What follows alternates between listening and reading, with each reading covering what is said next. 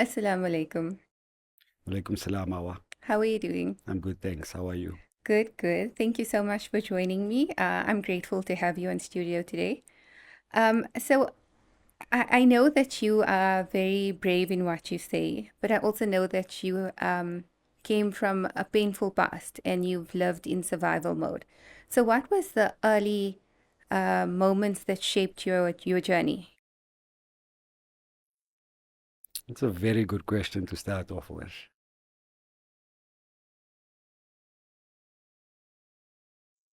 Are we ever really shaped? Are we ever really like the finished product? You know, we love our day every day, and through all the pain, there's joy, and that's how life is. Yeah. Life is exactly like this. So, life is, in order to have joy, you have to go through the pain. Mm-hmm. So, in no way or form do I believe I'm shaped. I think every day there's different pains. I think I'm on a personal journey that has me healing every single day. Mm-hmm. And the healing comes from building every single day. Yeah. When I say a painful past, and when I make a reference to that, it's things that I have to deal with and maybe still exist today. And how I deal with it specifically is living like in the moment. So there's this voice that you have inside of you. Yeah. You know that in the morning, when your Fajr Azan goes off, the first voice that you get that says your Fajr Sleep. Azan. So for me, okay, usually the sleep is the second voice for me. Okay. So the minute I make contact with my alarm, the first voice says it's Fajr Azan. Now that's the voice we have to listen to. Mm-hmm. The second one says it's just set in now, you have time. Yeah. And once you give in to that second voice, you just delay and delay and delay and delay. And that's what shapes me every single day. Every interaction that I have, every person that I meet, even when I'm conversating with my siblings, my family, whatever it is, I'm always trying to be conscious of my next move. Mm-hmm. So the way I respond, how I respond, am I patient enough, like depending on who my audience is, Mm-hmm. right? And I may have trauma and pain with each individual, but I've come to realize when I respond to them now, I have to forget about that pain. Yeah. That's gone. It's over. Whatever transaction we had in the past comes from something that they may have loved with or something that they dealing with, Mm-hmm. and they're now projecting onto me. And the only way to break that circle of toxicity, if you want to call it, is to love in the moment and understand when this person is interacting with you, how do you respond to them? Yeah. And I don't know, I digress too much from my answer, but basically, in a nutshell, I deal with everybody specifically at that specific moment, right? And I think that's the respect you owe to that person. Because when you're interacting with someone, then they require your undivided Mm-hmm. attention. And only when you are connected, then do you respond in a way that's a good way, Yeah. no matter how painful it's been in your past. And I still have pain. It's still difficult for me to deal with certain things. I'm really focused right now on building on my personal relationships, people that mean something to me, Mm-hmm. because those are the lives I only want to impact. Anything beyond that, I'm not really interested in. Yeah. If you don't impact my life in a way that changes the way I think, or changes the way I behave, or changes the responsibility or accountability I take, then basically I exclude you from everything. So I'm really just focused on dealing with certain things in the moment. Yeah. Yeah. And your family has played a very influential role in your life. What was it like growing up with your family, and what is it that they do that impact you so much? So I'm going to tell you what I learned from every single part of the dynamic I have with every single part of them. And I suppose that's what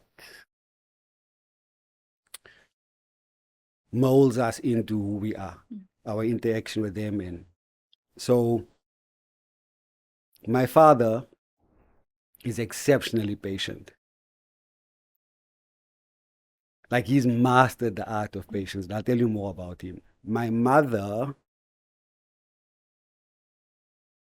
she's a warrior. She's so strong. She became a mother at a very, very young age because she lost her mom when her little sister was only a toddler. Okay. And she then raised her little sister. So she became a young mother. To some point, like she enjoyed her life. So to give you an idea of how intense her bringing up was, she obviously, like any other normal teenager, wanted to enjoy their lives. And they went for certain parties, and she would take a little sister with her. She'd go onto the dance floor. Mom. She'd go onto the dance floor. She'd dance for a bit while her friends looked after her sister outside in the car for whatever reason, and then they'd take turns. Okay. So to that extent, she became exceptionally strong. She's a warrior. And I have my sister, who's resilient. We all know. Yes. And then I have a baby brother who I love dearly and who I would probably die for. And he'd probably die for me as well. And it's one of the relationships I'm really focused on working on going forward. I think it's very important for me to work on the relationship that I have with my brother. I think there's a lot that I can give him. I think there's a lot that he can learn from me. And I think it's about time that the two of us start getting into really the depths of our lives and what we're going through.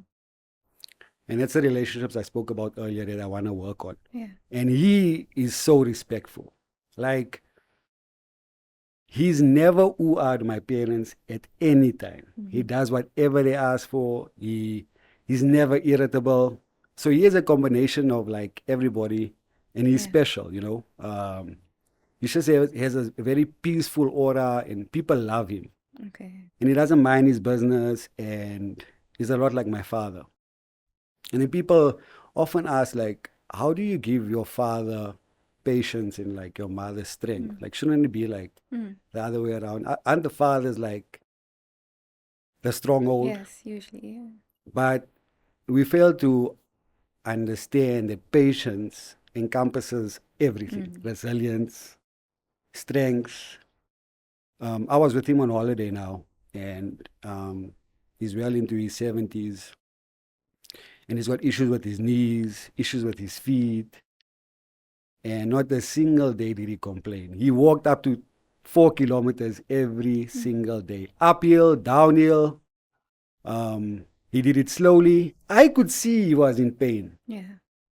But he just said, let's keep moving. Like, he's not a party pooper. Like, if it is what we need to do, he'll get it done without complaining about any single pain.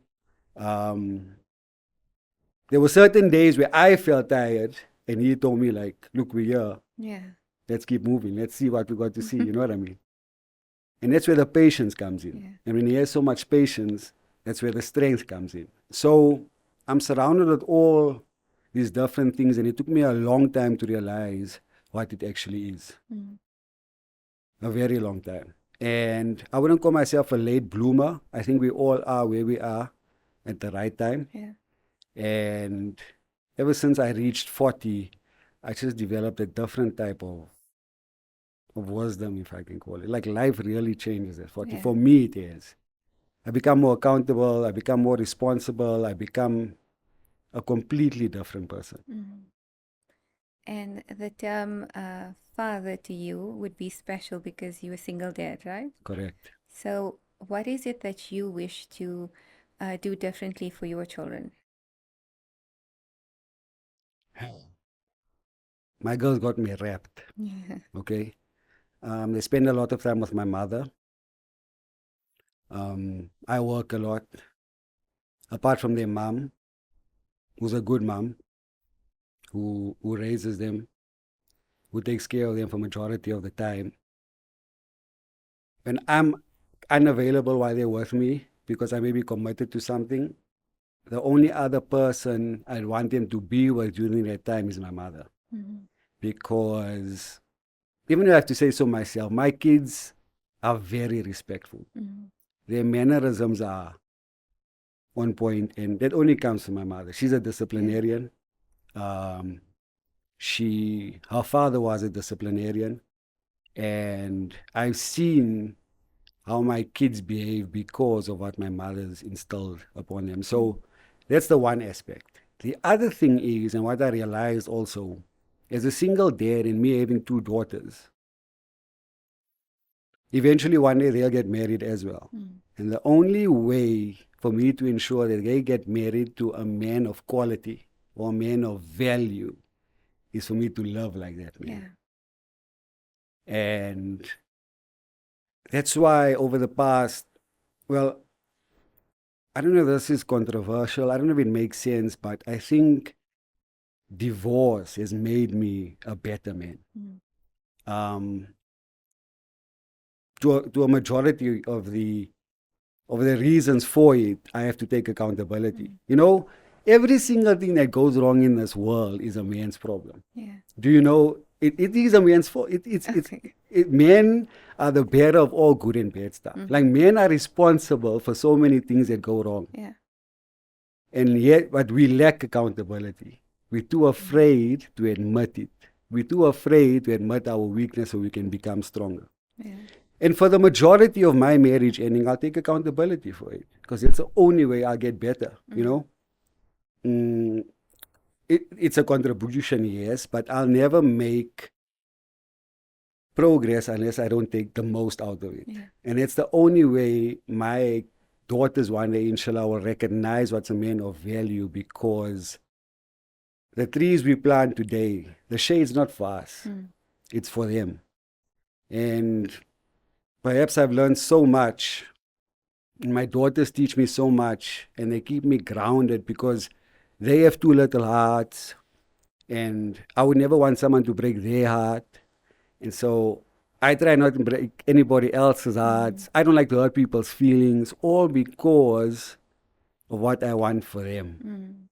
So they've grounded me. They've changed the way I think. They've changed the way I deal with people. They changed the way I process things. And because of them, I want to build better relationships with everybody in my circle. Yeah. So, yeah, they contribute more to me than I think I do for them. And they made me a better human being. And because of that, I think they'll have one day high value men. And something you mentioned was about healing, right? You said that healing is seen as soft, but it's actually a power move. Could you elaborate or unpack that a bit? I think any issue that you're dealing with mentally, there has to be a great contribution on how you look after yourself physically. In order to get the best out of your healing and to get really strong mentally and emotionally, you have to work on yourself first physically. And boxing has brought that into my life.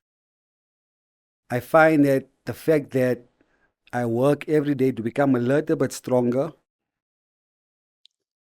it helps me deal with it helps me deal with my emotions much, much better. Because I'm in a place that's always, and I push myself really hard because I always want to be in a place of pain. So when you deal with certain pain, it just builds your threshold for things that are about to come. So healing is actually for people who have a desire to get out from where they actually are. When you have a divorce, or when you go through a divorce, and when families are split, for a long period you become people. You start living under like the magnifying glass, right? Yes. People start scrutinizing everything. People read into everything. Yeah. And you should never give anybody a reason to point a finger at you. So whatever your responsibilities are as a man, you need to fulfill that so that at no given time can anyone point a finger. And the only way to do that is to probably start looking after yourself first, because you can't be a provider. You can't be someone who looks after other people if you yourself physically incapable of doing that. So there's a very strong connection between getting out of a rut, getting out of a life that's where your emotions and feelings become so overwhelming that you can't do things. You become so stagnant, you become so slow, you become so complacent. And what it really is just like switching over to the next step. You know that first voice I tell you about? Yeah. That's the choice you have to make. Like, it's so painful, I understand, but you have to go through the pain to eventually start feeling that you actually healing. So for me, I think for both men and women, for you to start healing specifically, and we don't understand the science behind it. There's so much that comes from like our gut, our bodies, our muscles, where we can produce things that we rely on pills to generate for us in simple movements and actions, where we don't have to rely on pills and we don't have to rely on projecting our insecurities onto other people, and we don't have to rely on validation if we just start focusing on ourselves. And when we start building on ourselves physically, everything about us changes. Our confidence, the way we deal with people, the way we deal with things. So for me, there's a direct connection between healing and it not being soft. You can't be soft to heal. Yeah. You have to be strong to eventually get to a point where you're performing at an optimal level. Yeah. And if we look at the ancient healing, that then ties into your cupping. How did you get into cupping? So I give credit where it's due. I think the skill that I have, I owe to my ex-wife. Okay. She genuinely started this whole trend that you're seeing now. She did it in a certain way and she got to a certain point, and I learned a lot from her. But over the past 3 years, I think I just took it to another level. Okay. And I just recently launched an academy with 2 partners, and I had to relearn everything that I once learned. And you have to be so careful about what you put out there because, like I said, you're being scrutinized all the time. And if you're going to have a social presence, it's so important for you to provide the most accurate information out there. And in our conversations and the way we said and the way we understood what cupping is and what it does and what it can offer, we started looking into so many different things that the world is experiencing today. And if you look like at my FYP on all my social media pages, like all it is just about information about healing, information about love, going back to a time where humankind was progressing without the stuff that we deal with today. We deal with so many different things today, and I think it's time for us to take a step back and go back to what worked for our forefathers and ancient healing, and how relying on your own body to heal, and how you rely on certain things like from the ground and from the air and from the sun to give you what you're lacking. And that's basically what we're building on. Yeah. We're trying to build a community where people who are struggling with certain things want to get them back to living the most natural life so that their healing becomes something that's natural, where your body produces whatever you require to perform functionally, optimally, right? And those things are all about natural movement and nutrition and how we consume things and how we live our lives, basically. And we want to give people solutions to changing their lives without having to pay exorbitant medical fees, just to have a pill that manages your condition but doesn't actually get you healed. And the body is an amazing thing. I mean, my sister is currently still going through a chemo phase in her treatment. And the chemo that they give you is actually poison. It's there to kill everything. Yet, the body still comes out of it. Yet, after everything that dies inside of you, every single cell, every single molecule, your emotions, everything that you go through, everything that dies inside of you somehow still regenerates. So we should be using our body to heal itself. And that's basically the movement we're starting.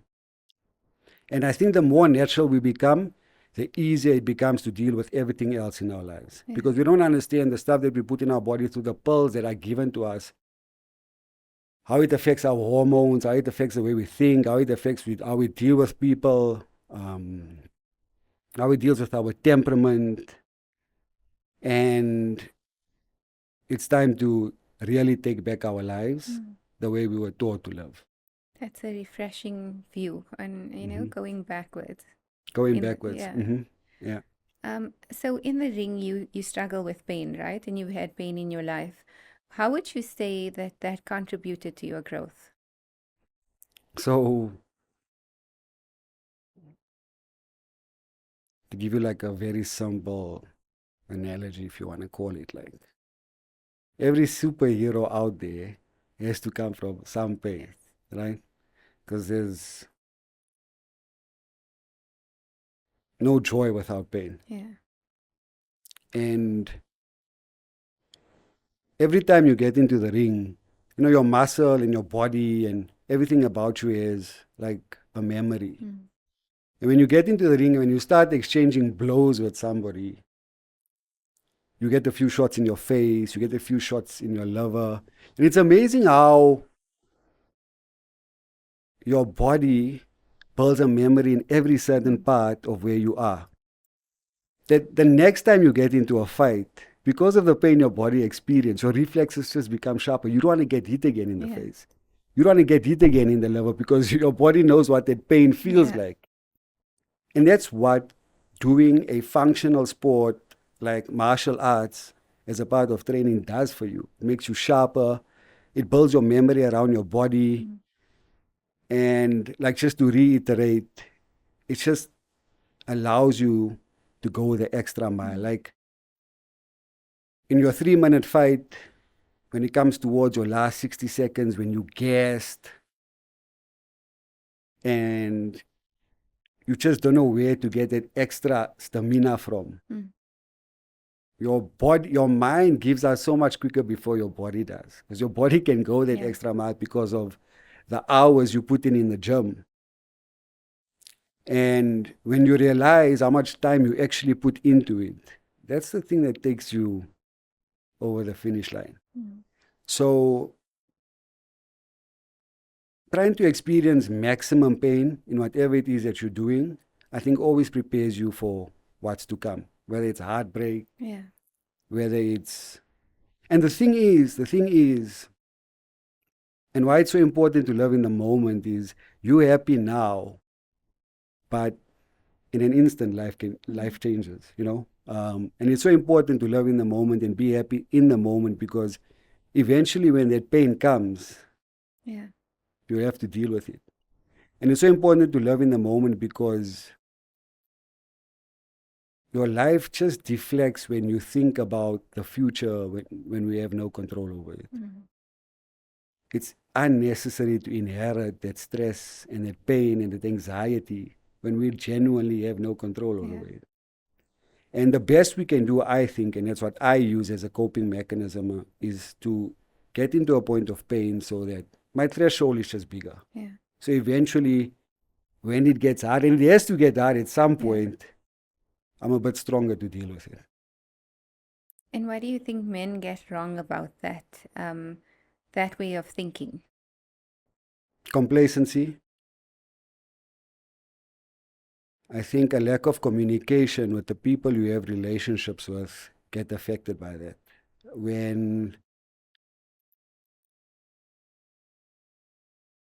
If a man, for example, if he's just going out and doing the bare minimum because he's content in where he is, that becomes dangerous for all the people in his circles where he is.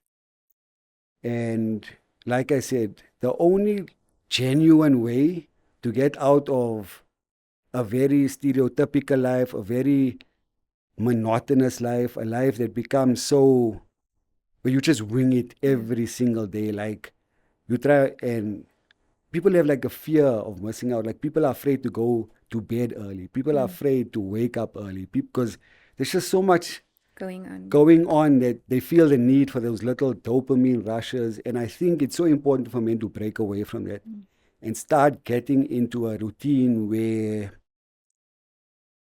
if you want to improve your relationships, for like most importantly, because the relationships are everything. I mean, if you want to improve your relationships with the people that you care about, and for the people that are close to you to gain some sort of positivity or some sort of good aura or energy from you, is to get out of the complacent life that you love. It will change your life in every single way if you just become a little bit active. Yeah. And I see so many people, and everybody has like the very similar symptoms in what they're dealing with. And then you see how similar all their lives are. Like movement is medicine. The minute you become stagnant, everything in your life becomes stagnant. Like if you have a pond, and if you just leave it stagnant with no real flow within it, within a couple of days, the water becomes something that's toxic.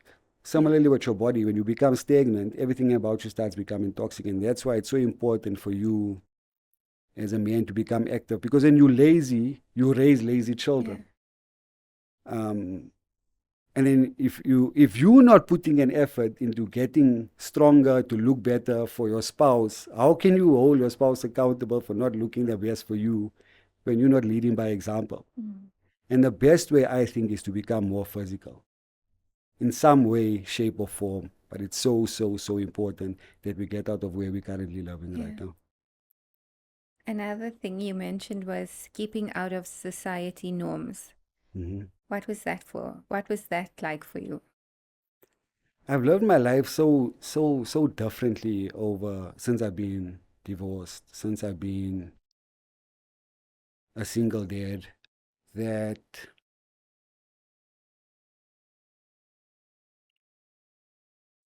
the norms of society are somewhat, for me, a bit toxic in the way it prepares people to become better in what they do. People are afraid of being judged. People are afraid of comments. People are afraid of what other people are going to say about the way you are. And that, I think, just hampers your progress. If you focused on what society says it should be, then I don't think you make much progress. And I experience it. I experience it ever so often, where people who never meet me have so much to say about who I am and what I'm about and the message I put out there. But similarly, with all those people who live a very normal life that society has established for you, they never seem to do it with who they actually are. The comment is always behind a troll account. And then you realize the people that say the things that they say to you is because they just don't have the energy to get up and do what you're doing, or they don't have the drive to do what you're doing. And then they just reflect their insecurities on you. And those are the things that keep you fueled. And like I said, similarly, I get so many responses where people are just having a bad day, and a video of mine or the fact that we're so committed to certain things just gives them a little reason to push a bit harder. And those are the things we love for, the impacts we make positively on everyone. And within my academy, we have like 10 students now. Everybody deals with their own personal issues. And I think you need to be with like-minded people because you can't do it on your own.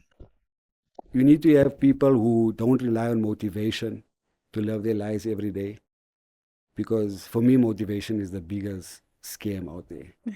I think when you lack motivation, it shouldn't be the reason for you not to deliver. I think irrespective of how you feel, you just have to get up and show up every single day. And having said that,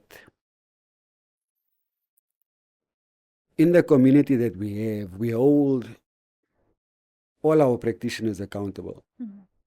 We have weekly calls every Thursday night where we talk about your experiences for the past week. We talk about what you're experiencing in the market. We talk about what issues do people have. And we're slowly inculcating different things that we need to do on a daily basis to ensure that you're the best to provide the best service. And the only way to do that is to start holding people accountable. And we found that when we gave certain people the opportunity to progress with us, the pressure just became too much because people lack accountability. When we started holding people accountable, we realized that what we saw and what they portrayed aren't actually who they are. They stay within the grounds that are safe, and they project from there. But when the time comes to deliver, then you really see who the go-getters are. And I make it exceptionally difficult for anyone who comes to our academy. Like, I have a cousin who wants to join the academy, doesn't have the finances to pay for the course, but still wants a part of it. And he asked me for a payment plan, but he wants to start the course ASAP. And we spoke about the way he looks, we spoke about his lifestyle, we spoke about what the academy stands for. And my deal to him was, we spoke in March, April, by December, if you have a six-pack, the course is yours. So that's your payment. That's how you will have skin in the game. You will have skin in the game. So when the next time, when you have your six-pack, when you go through all that pain, you will be rewarded with something that can empower you, that can change other lives. But you have to go through the pain first. And come December, if he doesn't have a six-pack, It's over. it's done. Even if you come with your whatever the fee is to get the course, if you don't look a certain way, I'm not going to put you out in the field because you're not going to go to a dentist who has a row of rotten teeth, for example. You're not going to go to a dietitian who's overweight, for example. And that's what we are. We break society norms to ensure that we have the cream of the crop. So for us to give a message, we have to be living a certain way. So that's what I do. We have our non-negotiables daily, whether we're training or not. It's 10,000 steps, it's 100 push-ups, it's 50 squats. But those are non-negotiables. We have to be at peak performing every single day so that we can take on more, so that we can work more, so we can rest better. And that's the things you don't see. So that goes against the norms of society. And what impact has travel had on you? You know, alhamdulillah, I've been to so many places, different continents. And my last, and well, you can only speak about your last experience. I mean, because that's the only, like the real lessons come from your last experience, you know. You'll always get better at something as you do it more and more and more. But you get lessons from every time you travel. Because traveling, even though you spend money, is a huge return on investment in terms of what you learn about what's out there. And for me, it's always motivating when I come back from a trip. I just want to work harder and harder and put in more time because you realize what's out there and you want to experience it more, you know. And the last trip for me was with my parents, just the three of us. We spoke earlier. I told you about my father. He's well into his 70s. My mother's a tiger. She's into her 60s. She's strong. Me and we at loggerheads all the time because she has a plan, I have a plan, and we need to come to some mutual ground for us to make progress. And my father just sits in the background and he just goes with like whatever happens. And I would never have imagined. The only other time I traveled with my parents prior to this trip was on my Hajj trip. And it was like, how old am I now? 40. A good 19, 18 years ago. But this trip was just special. And I was going through my photos the other day because I needed to clear up some space on my phone because there's tons of photos. And for the majority of whatever I went through, like I forgot, you know? And the only thing that stuck with me was every time my mother spoke to someone when she returned, whoever she spoke to,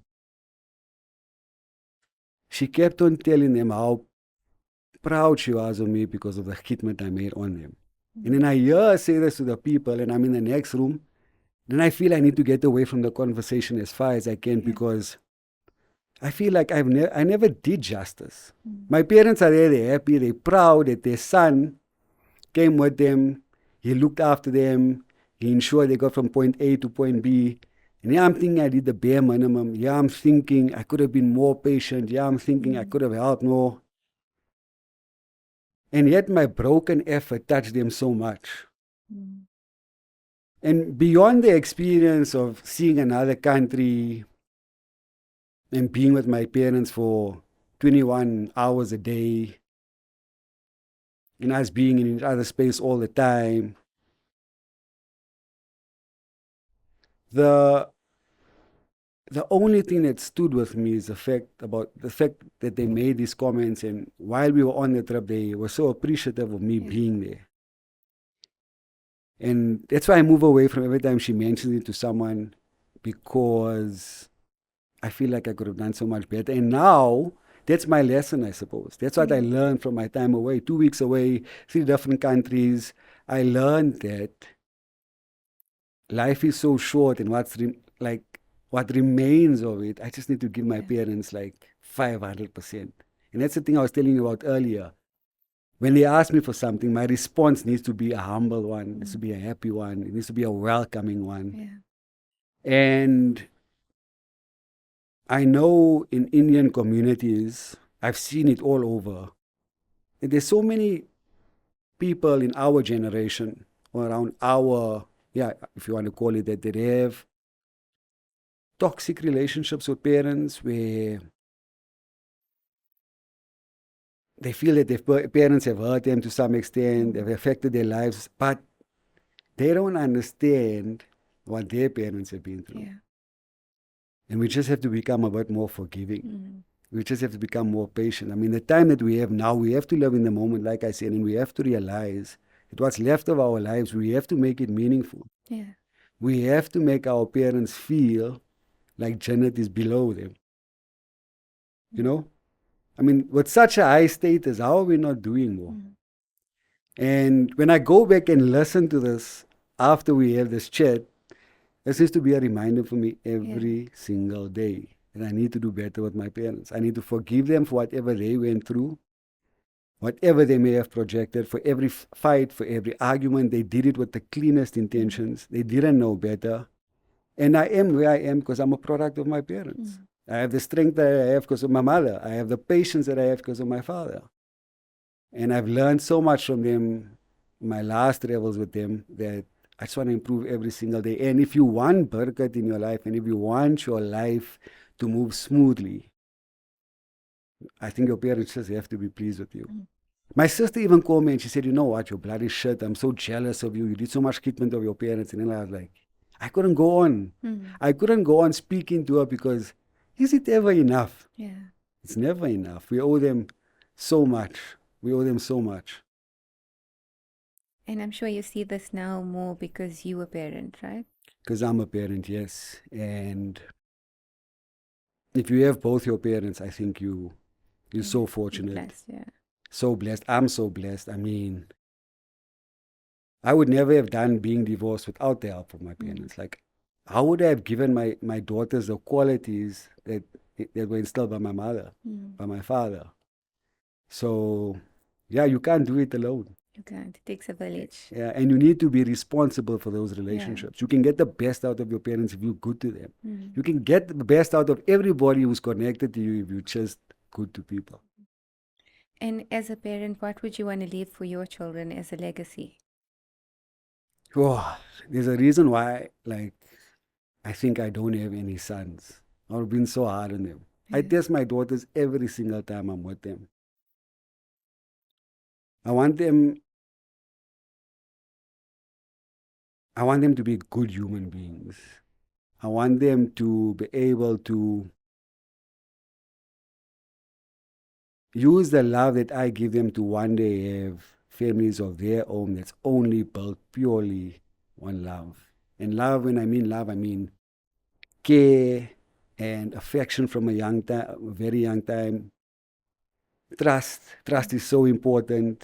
I don't want them to judge their kids, and I want them to be loving every moment in the moment.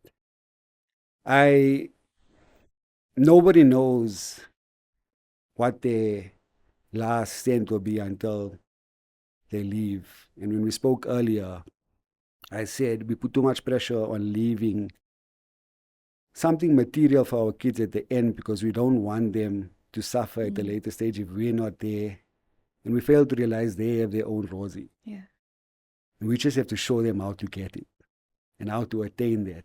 And when I say that, I mean, it's not in terms of a degree or a skill. It's about realizing how you deal with other people, how you transact with other people, because everything in life is a transaction. You and I are in a transaction now. You're giving me a platform, I'm giving you content, you know? Yeah. Every single day you transact with your spouse, you transact with whoever you are.